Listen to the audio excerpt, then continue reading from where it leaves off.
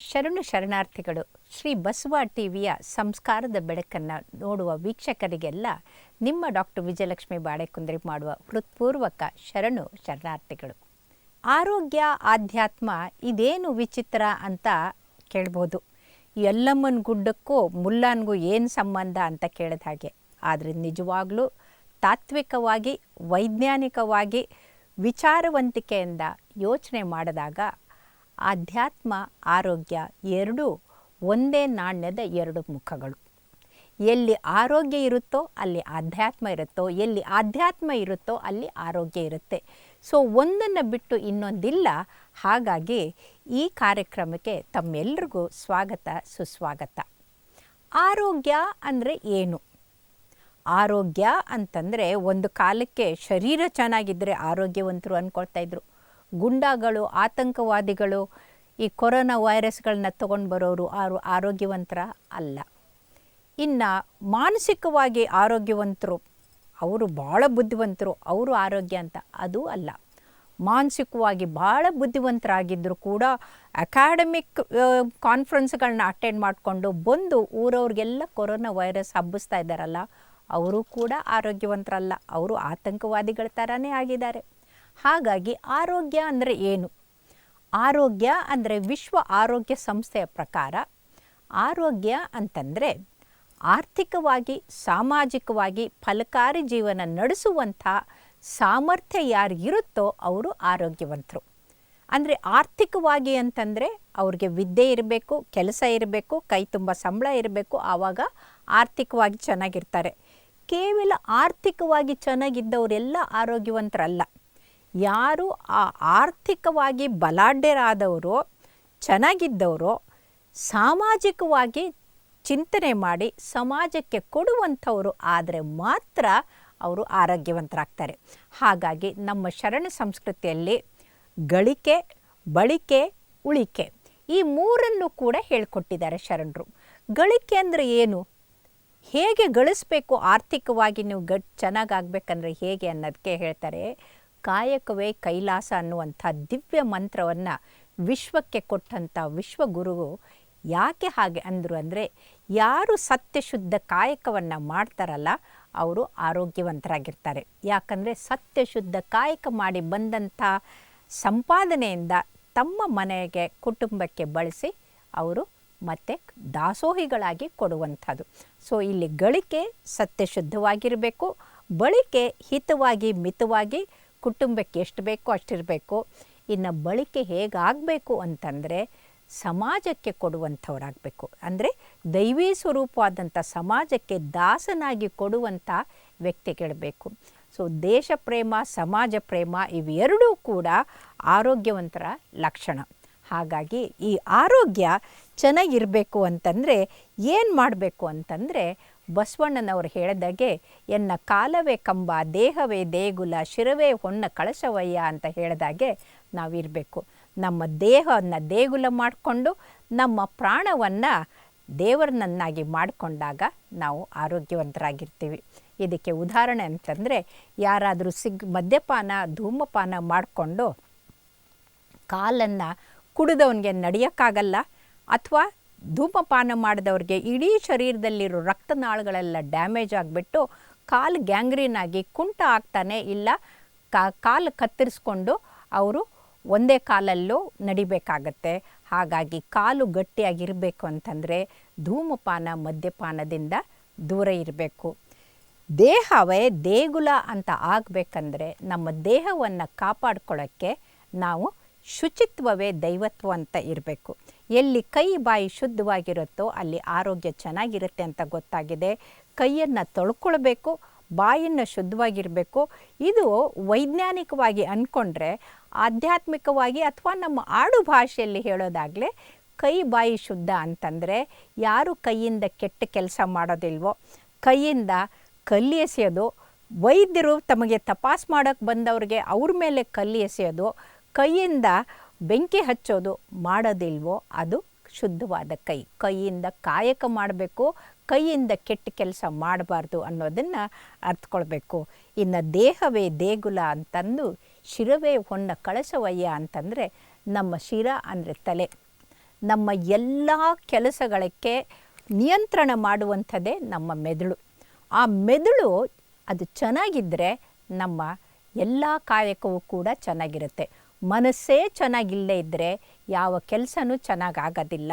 ಮನಸ್ಸಿದ್ರೆ ಮಾರ್ಗ ಅಂತಾರೆ, ಆದರೆ ಮನಸ್ಸಿದ್ರೆ ಮನಸ್ಸಿನ ಒಡೆಯ ಮಹಾದೇವ ಅಂತ ನಮ್ಮ ಅಕ್ಕ ನಾಗಮ್ಮ ಅಂದರೆ ಬಸವಣ್ಣನವರ ಅಕ್ಕ ಚನ್ನಬಸವಣ್ಣನ ತಾಯಿ ಹೇಳ್ತಾರೆ. ಮನದ ಒಡೆಯ ಮಹಾದೇವ ಮನವ ನೋಡಿಯನೆಂದು ಮನುಜರ ಕೈಯಿಂದ ಒಂದೊಂದು ನುಡಿಸುವನು. ಇದಕ್ಕೆ ಕಳವಳಿಸದಿರು ಮನವೇ, ಇದಕ್ಕೆ ಕಾತರಿಸದಿರು ತನವೇ, ನಿಜವನ್ನರಿತು ನಿಶ್ಚಿಂತೆಯಾಗಿರು ಕಂಡ ಅಂತ ಹೇಳ್ತಾರೆ. ಬಸವಣ್ಣ ಪ್ರಿಯ ಸಂಗಯ್ಯನು ಬೆಟ್ಟದನಿಪ ಅಪರಾಧವನ್ನು ಒಂದು ಬೊಟ್ಟಿನಲ್ಲಿ ತೊಡೆವನು ಅಂತ. ಇದು ಆರೋಗ್ಯವಂತರ ಲಕ್ಷಣ. ಅಂದರೆ ನಮ್ಮ ಮನಸ್ಸು ಮಹಾದೇವ, ಆ ಪರಮಾತ್ಮನಿಗೂ ನಮಗೂ ವ್ಯತ್ಯಾಸ ಇಲ್ಲ. ನಾವು ಪರಮಾತ್ಮನ ಸ್ವರೂಪ ಅಂದ್ಕೊಂಡು ಎಲ್ಲ ಸಮಾಜದ ಪ್ರತಿಯೊಬ್ಬರನ್ನು ಕೂಡ ನಾವು ಪ್ರೀತಿಯಿಂದ ನೋಡಿದಾಗ ನಮಗೆ ತೊಂದರೆಗಳಾಗೋದಿಲ್ಲ. ಆದರೆ ಅವನು ಹಾಗಂದ, ಇವನು ಹೀಗಂದ, ಇವಳು ಹೀಗಂದ್ಲು ಹಾಗಂದ್ಲು ಅಂತ ಮನುಷ್ಯರು ತಲೆಗೊಂದೊಂದು ಮಾತಾಡ್ತಾ ಇರ್ತಾರೆ. ಆ ಮಾತನ್ನು ನಮ್ಮ ತಲೆಗೆ ಹಚ್ಕೊಂಡು ನಾವು ನಮ್ಮ ಮನಸ್ಸಿನ ಶಾಂತಿಯನ್ನು ನಾಶ ಮಾಡಿಕೊಂಡ್ರೆ ನಮ್ಮ ಆರೋಗ್ಯ ಹಾಳಾಗತ್ತೆ.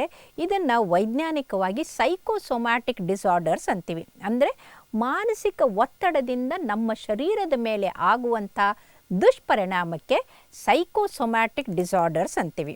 ಹಾಗಾದರೆ ಈ ಮನಸ್ಸಿಂದ ಬರುವಂಥದ್ದು ತೊಂದರೆಗಳು ಯಾವುದು? ಮನಸ್ಸಿನಿಂದ ಬರುವಂಥ ತೊಂದರೆಗಳು ಅವ್ರು ಹೇಳ್ತಾಳಲ್ಲ, ಇದಕ್ಕೆ ಕನವರಿಸದಿರು ಕಂದ, ಇದಕ್ಕೆ ಕಾತರಿಸದಿರು ತನವೇ ಅಂತ. ಅಂದರೆ ನಮ್ಮ ಮನಸ್ಸನ್ನು ಕೆಡಿಸ್ಕೋಬಾರ್ದು, ನಮ್ಮ ಶರೀರವನ್ನು ಹಾಳು ಮಾಡ್ಕೋಬಾರ್ದು. ಹಾಗಾಗಿ ಈ ಮನಸ್ಸಿನ ಒತ್ತಡದಿಂದ ಬರುವಂಥ ಕಾಯಿಲೆಗಳಂದರೆ diabetes, high blood pressure, high cholesterol, heart attack.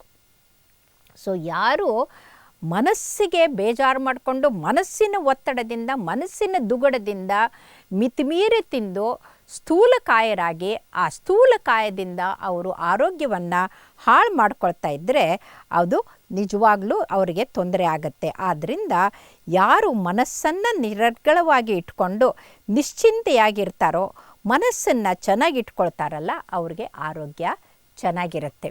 ಹಾಗಾಗಿ ಅಂಬಿಗರ ಚೌಡಯ್ಯ ಹೇಳ್ತಾರೆ, ಬಡತನಕ್ಕೆ ಉಂಬುವ ಚಿಂತೆ, ಉಣಲಾದರೆ ಉಡುವ ಚಿಂತೆ, ಉಡಲಾದರೆ ಇಡುವ ಚಿಂತೆ, ಇಡಲಾದರೆ ಹೆಂಡಿರ ಚಿಂತೆ, ಹೆಂಡಿರಾದರೆ ಮಕ್ಕಳ ಚಿಂತೆ, ಮಕ್ಕಳಾದರೆ ಬದುಕಿನ ಚಿಂತೆ, ಬದುಕಾದರೆ ಕೇಡಿನ ಚಿಂತೆ, ಕೇಡಾಗದಿರೆ ಮರಣದ ಚಿಂತೆ. ಇಂತಿ ಹಲವು ಚಿಂತೆಗಳಲ್ಲಿ ಇಪ್ಪವರನ್ನು ಕಂಡೆನು, ಶಿವನ ಚಿಂತೆಯಲ್ಲಿಬ್ಬರನ್ನು ಒಬ್ಬರನ್ನು ಕಾಣೆನೆಂದಾತ ನಿಜ ಅಂಬಿಗರ ಚೌಡಯ್ಯ ಅಂತ ಹೇಳ್ತಾರೆ. ಅಂದರೆ ಅಂಬಿಗರ ಚೌಡಯ್ಯ ನಾವು ಹುಟ್ಟಿದಾಗ್ಲಿಂದ ಸಾಯೋವರೆಗೂ ಚಿಂತೆ ಚಿಂತೆ ಚಿಂತೆ ಚಿಂತೆ ಅಂತ ಚಿತೆ ಕಡೆಗೆ ಹೋಗೋದನ್ನು ಬಿಟ್ಟು ನಾವು ಶಿವನ ಚಿಂತನೆಯನ್ನು ಮಾಡಿ ನಾವು ನಿಶ್ಚಿಂತೆಯಿಂದ ನಿರಾಳವಾಗಿ ಆರೋಗ್ಯವಂತರಾಗಿರಬೇಕು ಅಂತ ಅತ್ಯಂತ ಉತ್ತಮವಾದಂಥ ಸಂದೇಶವನ್ನು ಕೊಡ್ತಾರೆ.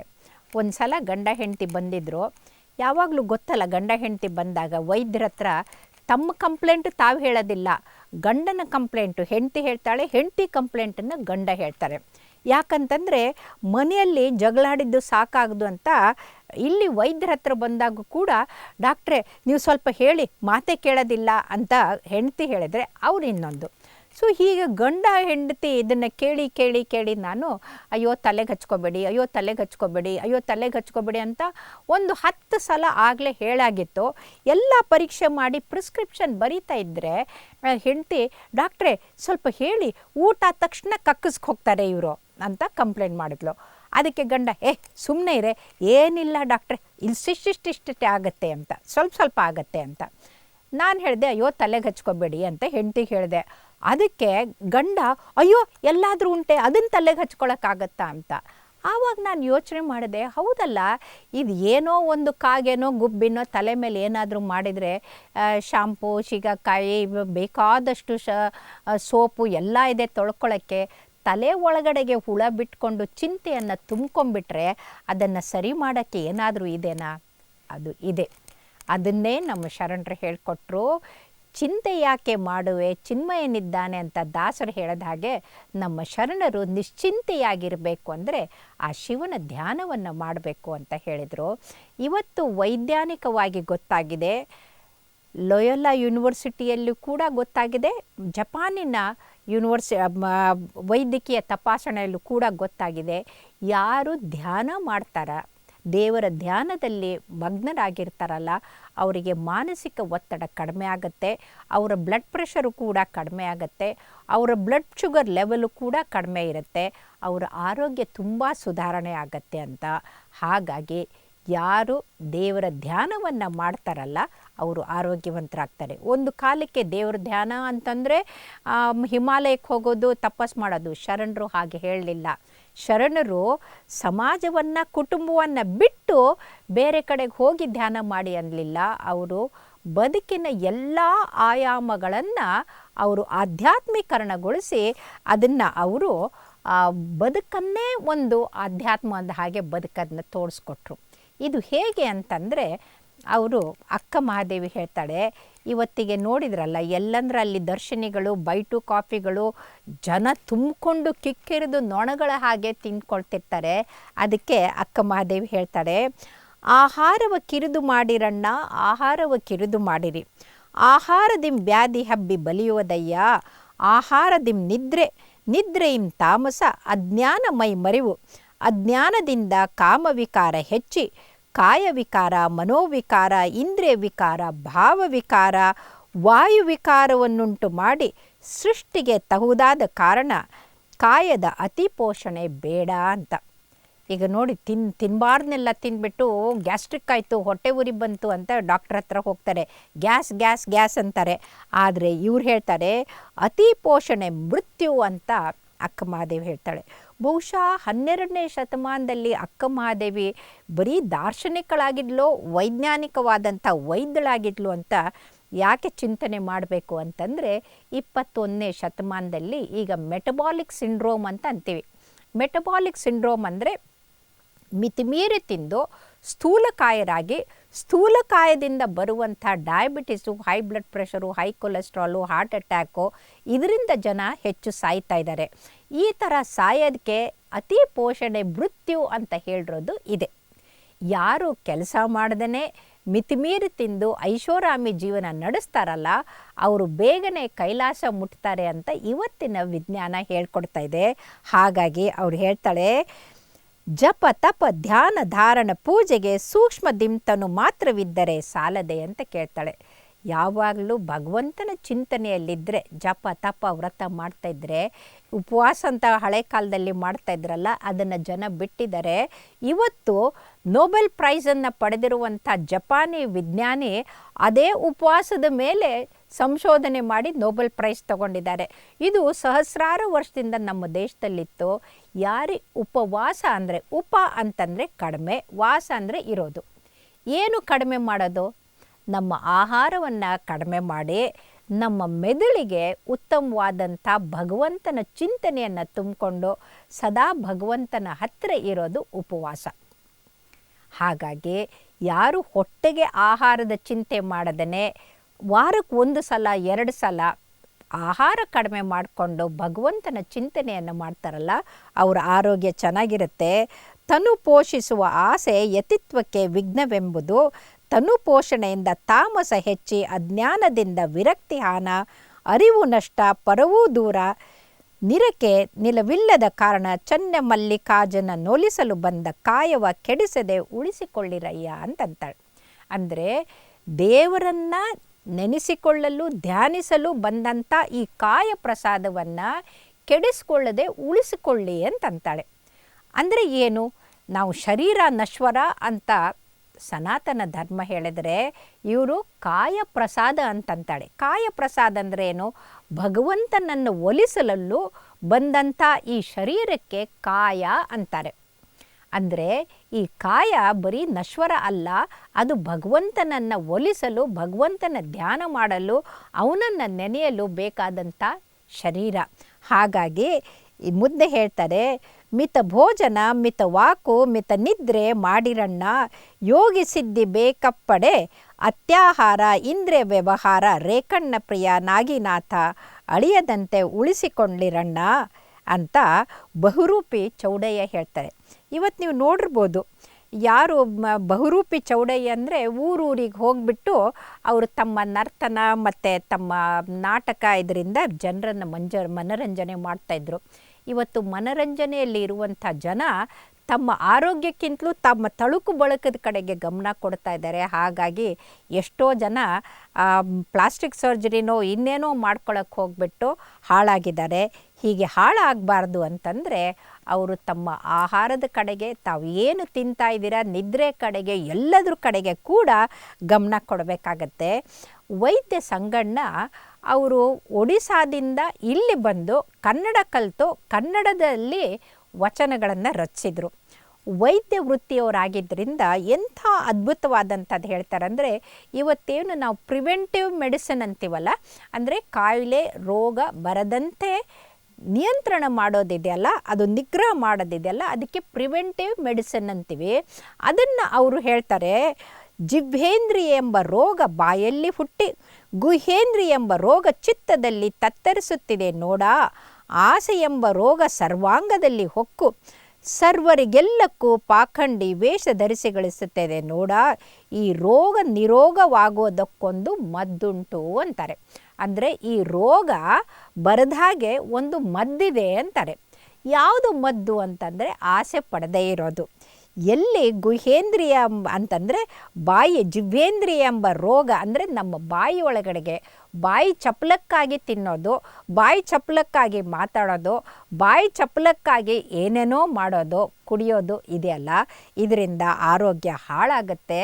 ಅದನ್ನು ಬಿಟ್ಟು ನಮ್ಮ ಆಹಾರ ವಿಹಾರ ವಿಚಾರದ ಕಡೆಗೆ ಗಮನ ಕೊಟ್ಟು ಒಂದು ನಿಯಂತ್ರಣದಲ್ಲಿಟ್ಟರೆ ಆರೋಗ್ಯ ಭಾಳ ಚೆನ್ನಾಗಿರುತ್ತೆ ಅಂತ. ಹಾಗಾದರೆ ಯಾವ ಥರದ ಆಹಾರವನ್ನು ತಗೊಳ್ಬೇಕು? ಸಾತ್ವಿಕವಾದಂಥ ಸಸ್ಯಾಹಾರ ಸಮಯಕ್ಕೆ ಸರಿಯಾಗಿ ಮಿತವಾಗಿ ಹಿತವಾಗಿ ತಗೊಳ್ಬೇಕು. ಮಿತ ಭೋಜನ ಅಂತಂದ್ರಲ್ಲ ಹಾಗೆ. ಸೊ ಆ ಮಿತ ಭೋಜನ ಜೊತೆಗೆ ಇವತ್ತೇನಾಗಿದೆ ಅಂದರೆ, ಬೆಳಗ್ಗೆನೋ ತಿಂಡಿಗೂ ಚಿತ್ರಾನ್ನ, ಮಧ್ಯಾಹ್ನಕ್ಕೆ ಮೊಸರನ್ನ, ರಾತ್ರಿಗೆ ಹುಳಿಯನ್ನ, ಅಂದರೆ 3 ಹೊತ್ತು ಅನ್ನ ಅನ್ನ ಅನ್ನ ಅನ್ನ ಅಂತ ತಿಂದ್ಕೊಂಡು ಆರೋಗ್ಯವನ್ನು ಹಾಳು ಮಾಡ್ಕೊಳ್ತಾ ಇದ್ದಾರೆ. ಇದಕ್ಕೆ ಸರ್ವಜ್ಞ ಹೇಳ್ತಾನೆ, ಅಕ್ಕಿಯನ್ನು ಉಂಬುವನು ಹಕ್ಕಿಯಂತಾಗುವನು, ಸಿಕ್ಕು ರೋಗದಲ್ಲಿ ರೊಕ್ಕವ ವೈದ್ಯರಿಗೆ ನೆರೆ ಇಕ್ಕುತ್ತಿರುವನು ಸರ್ವಜ್ಞ ಅಂತ. ಯಾರು 3 ಹೊತ್ತು ಅನ್ನ ಅನ್ನ ಅನ್ನ ಅಂತ ಅಕ್ಕಿ ತಿಂತಾ ಇರ್ತಾರಲ್ಲ, ಅವರು ಹಕ್ಕಿ ಹಾಗಾಗ್ತಾರೆ. ವೈದ್ಯರಿಗೆ ಅಂದರೆ ಡಾಕ್ಟ್ರುಗಳಿಗೆ ರೊಕ್ಕವನ್ನು ಇಕ್ತಾ ಇರ್ತಾರೆ, ಹೋಗಿ ಫೀಸ್ ಕಟ್ತಾ ಇರ್ತಾರೆ ಅಂತ ಸರ್ವಜ್ಞ ಹೇಳ್ತಾನೆ. ಹಾಗಾದರೆ ಯಾಕೆ ಹೀಗೆ ಹೇಳ್ದ ಅಂತಂದರೆ, ಇವತ್ತಿಗೆ ವೈಜ್ಞಾನಿಕವಾಗಿ ಗೊತ್ತಾಗಿದೆ, ಅಕ್ಕಿ ಮತ್ತು ರಾಗಿ ಎರಡರಲ್ಲೂ ಹೈ ಗ್ಲೈಸಿಮಿಕ್ ಇಂಡೆಕ್ಸ್, ಅಂದರೆ ಅದನ್ನು ತಿಂತಾ ಇದ್ದಂಗೆ ಬ್ಲಡ್ಡಲ್ಲಿ ಶುಗರ್ ಲೆವೆಲು ತಕ್ಷಣಕ್ಕೆ ಜಾಸ್ತಿ ಆಗುತ್ತೆ. ಆದರೆ ನಾವು ಸಿರಿಧಾನ್ಯಗಳನ್ನು ತಿಂದರೆ ಆರೋಗ್ಯಕ್ಕೆ ಒಳ್ಳೆಯದು. ಸಿರಿಧಾನ್ಯಗಳಲ್ಲಿ ಒಂದು ಜೋಳ. ಇದನ್ನು ಹೇಳ್ತಾನೆ, ಜೋಳವನ್ನು ತಿಂಬುವನು ತೋಳನಂತಾಗುವನು, ಬೇಳೆ ಬೆಲ್ಲಗಳ ನುಂಬುವನು ಬಹುಕಾಲ ಬಾಳುವನೆಂಬುದು ಸರ್ವಜ್ಞ ಅಂತ. ಅಂದರೆ ಯಾರು ಜೋಳವನ್ನು ತಿಂತಾರಲ್ಲ ಅವರು ಆರೋಗ್ಯವಂತರಾಗ್ತಾರೆ ಅಂತ. ಅಷ್ಟೇ ಅಲ್ಲ, ಎಷ್ಟು ಸಲ ಊಟ ಮಾಡಬೇಕು, ಹೇಗೆ ಊಟ ಮಾಡಬೇಕು ಅನ್ನೋದು ಕೂಡ ಹೇಳ್ತಾರೆ. ಕೆಲವರು ಊಟಕ್ಕಾಗೇ ಬದುಕಿದ್ದಾರೆ ಅನ್ನೋ ಹಾಗೆ. ಒಮ್ಮೆ ಉಂಡವ ಯೋಗಿ, ಇಮ್ಮೆ ಉಂಡವ ಭೋಗಿ, ಮುಮ್ಮೆ ಉಂಡವ ಭವರೋಗಿ, ನಾಲ್ಮೆ ಉಂಡವನನ್ನು ಸುಮ್ಮನೆ ಹೊತ್ತುಕೊಂಡು ಹೋಗಿ ಸರ್ವಜ್ಞ ಅಂತ. ಅಂದರೆ ನಮ್ಮ ಬದುಕಿಗಾಗಿ ಎಷ್ಟು ಬೇಕೋ ಅಷ್ಟು ಮಿತ ಆಹಾರವನ್ನು ಸೇವನೆ ಮಾಡೋದು ಬಿಟ್ಟು ಊಟಕ್ಕಾಗೇ ಬದುಕದಾಗೆ ದಂಡ ಪಿಂಡಗಳ ಥರ ಬರೀ ಊಟಕ್ಕದೇ ಸಮಯ, ಬರೀ 3 ಹೊತ್ತು ಊಟದ್ದೇ ಯೋಚನೆ ಮಾಡ್ತಾ ಇರ್ತಾರಲ್ಲ, ಅವರು ಅತ್ಯಂತ ಭಯಂಕರ ರೋಗಿಗಳಾಗಿರ್ತಾರೆ. ಅಷ್ಟೇ ಅಲ್ಲ, ಯಾವಾಗ ಊಟ ಮಾಡಬೇಕಂದ್ರೆ ಹಸಿಯದೆ ಉಣಬೇಡ, ಹಸಿದು ಮತ್ತಿರಬೇಡ, ಬಿಸಿ ಬೇಡ, ತಂಗಳು ನುಣಬೇಡ, ವೈದ್ಯನನ್ನು ಬೆಸಸಲೇಬೇಡ ಸರ್ವಜ್ಞ ಅಂತ. ಅಂದರೆ ಹೊಟ್ಟೆ ಹಸಿದೇ ಇದ್ದರೂ ಕೂಡ ಸುಮ್ಮನೆ ಸ್ಟಫ್ ಮಾಡ್ಕೊಳ್ತಾ ಇದ್ದರೆ, ಸಿಕ್ಕಲ್ಲಿ ಸಿಕ್ಕಾಪಟ್ಟೆ ತಿಂತಾ ಇದ್ದರೆ ಆರೋಗ್ಯಕ್ಕೆ ಒಳ್ಳೆಯದಲ್ಲ. ಹಸಿದು ಮತ್ತಿರಬೇಡ ಅಂತ, ಹೊಟ್ಟೆ ಹಸ್ದಿರುತ್ತೆ, ಹೈಡ್ರೋಕ್ಲೋರಿಕ್ ಆ್ಯಸಿಡ್ ಉತ್ಪತ್ತಿಯಾಗಿರುತ್ತೆ. ನಾವು ಆ ಸಮಯಕ್ಕೆ ಸರಿಯಾಗಿ ಊಟ ಮಾಡದಿದ್ರೆ ನಮ್ಮ ಹೊಟ್ಟೆಯ ಒಳಗಡೆಗೆ ಆ ಒಂದು ಮ್ಯೂಕಸ್ ಮೆಂಬ್ರೇನು ಈ ಹೈಡ್ರೋಕ್ಲೋರಿಕ್ ಆ್ಯಸಿಡಿಂದ ಸುಟ್ಟು ನಮಗೆ ಹೊಟ್ಟೆ ಉರಿ ಬರುತ್ತೆ, ಗ್ಯಾಸ್ಟ್ರೈಟಿಸ್ ಬರುತ್ತೆ. ಹಾಗಾಗಿ ಮಿತಿಮೀರನು ತಿನ್ನಬಾರ್ದು ಮತ್ತು ಸಮಯಕ್ಕೆ ಸರಿಯಾಗಿ ತಿನ್ನಬೇಕು. ಮಿತಿಮೀರಿ ಅಂದರೆ ನಮ್ಮ ಹೊಟ್ಟೆ ಒಂದು ಮಿಕ್ಸರ್ ಇದ್ದ ಹಾಗೆ. ಅರ್ಧ ಮಾತ್ರ ತಿಂದು ಇನ್ನು ಕಾಲು ಭಾಗ ನೀರೋ ಮಜ್ಜಿಗೆನೋ ಹಾಲನ್ನು ಕುಡಿದು ಇನ್ನು ಕಾಲು ಭಾಗ ಬಿಟ್ಟರೆ ನಮಗೆ ತೇಗು ಬರೋದಿಲ್ಲ, ಎದೆ ಹುಳಿ ಬರೋದಿಲ್ಲ, ಖಾರ ಆಗೋದಿಲ್ಲ, ಎದೆ ಉರಿ ಬರೋದಿಲ್ಲ, ಆರೋಗ್ಯ ಚೆನ್ನಾಗಿರುತ್ತೆ. ಹಾಗಾಗಿ ಮಿತವಾಗಿ ಆಹಾರವನ್ನು ಸೇವಿಸಬೇಕು. ಅದು ಬೇಡ ಇದು ಬೇಡ ಅಂತವ್ರು ಇರ್ತಾರೆ, ಆದರೆ ಬೇಳೆ ಬೆಲ್ಲವನ್ನು ತಿಂದರೆ ಆರೋಗ್ಯ ಚೆನ್ನಾಗಾಗುತ್ತೆ ಅನ್ನೋದಕ್ಕೆ ಹೇಳ್ತಾರೆ, ಹರುಕು ಹೋಳಿಗೆ ಲೇಸು, ಮುರುಕು ಹಪ್ಪಳ ಲೇಸು, ಕುರುಕು ಕಡಲೆ ಲೇಸು, ಪಾಯಸದ ಕುರುಕು ಲೇಸೆಂದ ಸರ್ವಜ್ಞ ಅಂತ. ಹಾಗಾಗಿ ಏನೇ ತಿಂದರೂ ಕೂಡ ನಾವು ಮಿತವಾಗಿ ಸೇವನೆ ಮಾಡಬೇಕು. ಇದರ ಜೊತೆಗೆ ನಾವು ವ್ಯಸನಗಳಿಂದ ದೂರ ಇರಬೇಕು. ವ್ಯಸನದ ಅರ್ಥ ಎರಡು. ಒಂದು, ಮನಸ್ಸಿಗೆ ನೋವು ಮಾಡಿಕೊಂಡು ಬೇಜಾರು ಮಾಡ್ಕೊಳ್ಳೋದು ಆ ವ್ಯಸನ, ಅದರಿಂದನೂ ದೂರ ಇರಬೇಕು. ಇನ್ನೊಂದು ವ್ಯಸನ ಅಂದರೆ ಮದ್ಯಪಾನ, ಧೂಮಪಾನ, ಅದರಿಂದ ಕೂಡ ನಾವು ದೂರ ಇರಬೇಕು. ಹಾಗಾಗಿ ನಾವು ವ್ಯಸನಗಳಿಂದ ದೂರ ಇರೋದ್ರ ಜೊತೆಗೆ ನಾಲಿಗೆ ಕಟ್ಟಿದವನು ಕಾಲನಿಂದ ದೂರಿಹನು, ನಾಲಿಗೆ ರುಚಿಯ ಮೇಲಾಡುತ್ತಿರುವನು, ಕಾಲನಿಗೆ ಹತ್ತಿರ ಇರುವನು ಸರ್ವಜ್ಞ ಅನ್ನೋ ಹಾಗೆ ಅವರು ಆರೋಗ್ಯದ ಬಗ್ಗೆ ಹೇಳ್ತಾರೆ. ಹಾಗಾಗಿ ಇವತ್ತು ನಾವು ಆರೋಗ್ಯವಂತರಾಗಿರಬೇಕು ಅಂದರೆ ನಾವು ಸೇವಿಸುವ ಆಹಾರ, ನಮ್ಮ ಮನಸ್ಸನ್ನು ಕೂಡ ಸಮಾಧಾನವಾಗಿ ಸ್ಥಿತಪ್ರಜ್ಞವಾಗಿ ಇಟ್ಕೊಳ್ಬೇಕು. ಮನಸ್ಸಿನಲ್ಲಿ ಯಾವ ಕೆಟ್ಟ ವಿಚಾರಗಳು ಇರಬಾರ್ದು. ಅದಕ್ಕೆ ಮುಖ್ಯವಾಗಿ ಇವತ್ತಿನ ಆಧುನಿಕ ಷಡ್ವರ್ಗಗಳು ಅಂತಂದರೆ ಉಪ್ಪು, ಸಕ್ಕರೆ, ಮೈದಾ, ಈ ಮೂರು ಬಿಳೆ ವಿಷಗಳು. ಆ ಮೂರನ್ನು ಕಡಿಮೆ ಮಾಡಿಕೊಳ್ಬೇಕು. ಆಮೇಲೆ ನಮ್ಮ ಮನಸ್ಸನ್ನು ಕೆಡಿಸುವಂಥ ಸಿಟ್ಟು, ಸೊಕ್ಕು, ಸೇಡು, ಈ ಮೂರನ್ನು ಕೂಡ ನಿಯಂತ್ರಣದಲ್ಲಿಟ್ಕೊಳ್ಬೇಕು. ಸಿಟ್ಟು ಮಾಡಿಕೊಂಡಾಗ ಕೋಪ ನೆತ್ತಿಗೇರ್ತು ಅಂದರೆ ನಮ್ಮ ಬ್ಲಡ್ ಪ್ರೆಷರು ಹೆಚ್ಚಾಗುತ್ತೆ, ಬ್ರೈನ್ ಹೆಮರೇಜ್ ಆಗಿ ಪ್ಯಾರಲಿಸಿಸು ಆಗ್ಬೋದು, ಹಾರ್ಟ್ ಅಟ್ಯಾಕು ಆಗ್ಬೋದು. ಇನ್ನು ಸೇಡು ತೀರಿಸ್ಕೊಳ್ಳೋಕ್ಕೆ ಹೋದರೆ ನಾವು ನೆರೆಮನೆಯ ಬೆಂಕಿ ನಮ್ಮನ್ನು ಸುಡುತ್ತೆ ಅಂತ ಅಲ್ಲ, ನಮ್ಮನ್ನು ನಾವೇ ಸುಟ್ಕೊಂಡಾಗುತ್ತೆ. ಆದ್ದರಿಂದ ನಮ್ಮ ಆರೋಗ್ಯ ನಮ್ಮ ಕೈಯಲ್ಲಿದೆ, ನಮ್ಮ ಆರೋಗ್ಯ ನಮ್ಮ ಹತ್ತಿರ ಇದೆ. ನಾವು ಅಯ್ಯೋ ಮಾಡೋದೆಲ್ಲ ತಪ್ಪು ಮಾಡಿಬಿಟ್ಟು ಹಣೆ ಬರ ಹೊಟ್ಟೋಗ್ಬಿಟ್ಟ ಅಂತ ಹೇಳೋ ಕಾಲ ಹೊಟ್ಟೋಯ್ತು. ಇವತ್ತು ನಮ್ಮ ಆರೋಗ್ಯವನ್ನು ನಾವು ಚೆನ್ನಾಗಿಟ್ಕೋಬೇಕಂದ್ರೆ ಸತ್ಯಶುದ್ಧ ಕಾಯಕ ಮಾಡಬೇಕು, ದಾಸೋಹಿಗಳಾಗಿ ಜನರಿಗೆ ಹಂಚ್ಕೊಳ್ಬೇಕು, ಅವರ ಕಷ್ಟಕ್ಕೆ ಸ್ಪಂದಿಸಿ ಅವರ ಕಣ್ಣೀರು ಒರೆಸಿ ಅವ್ರಿಗೆ ಒಂದು ದಾಸೋಹ ಮಾಡುವಂಥ ಸ್ಥಿತಿ ನಮ್ಮಲ್ಲಿರಬೇಕು. ಆವಾಗ ಮಾತ್ರ ನಾವು ಆರ್ಥಿಕವಾಗಿ, ಸಾಮಾಜಿಕವಾಗಿ ಫಲಕಾರಿ ಜೀವನ ನಡೆಸುವಂಥ ಸಾಮರ್ಥ್ಯವುಳ್ಳ ಆರೋಗ್ಯವಂತರು ನಾವು ಆಗ್ತೀವಿ. ಹಾಗಾಗಿ ನಾವು ಆರೋಗ್ಯವಂತರು ಆಗಬೇಕು ಅಂತಂದರೆ ಬಸವ ತತ್ವದ, ಬಸವ ಪ್ರಭೆ, ಸಂಸ್ಕಾರದ ಬೆಳಕು ನಮ್ಮೆಲ್ಲರಲ್ಲೂ ಮೂಡಬೇಕು.